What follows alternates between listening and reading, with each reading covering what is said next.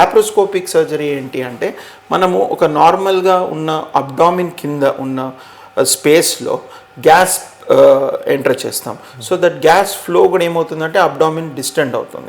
ఈ డిస్టెండ్ అయినప్పుడు ఆ CO2 అనేది బాడీలో అబ్జర్వ్ అవ్వడం, at the same time BP raise అవ్వడం. ఎందుకంటే పేషెంట్కి మనము హై ప్రెషర్లో ఈ గ్యాస్ అనేది లోపల అబ్డామిన్ లోపల ఇస్తూ ఉంటాం. సో ఫస్ట్ ఏంటంటే పొజిషన్ ఈజ్ చాలా ఇంపార్టెంట్ ఈ పేషెంట్లో. అనస్థీషియా ఇచ్చినప్పుడు కడుపు మొత్తం ఒక పెద్ద బెలూన్ లాగా స్వెల్ అయి ఉంటుంది. ఆ టైంలో వాళ్ళకి హార్ట్కి బ్లడ్ రిటర్న్ తక్కువ అవుతుంది.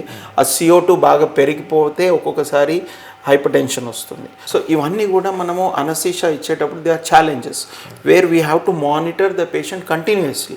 ఈ సర్జరీ అయ్యే వరకు కూడా పేషెంట్ బీపీ, హార్ట్ రేట్, బాడీలో ఎంత CO2 వస్తుంది. సో మనకి ఎక్విప్మెంట్ అన్నీ కూడా అవైలబుల్ ఉండాలి.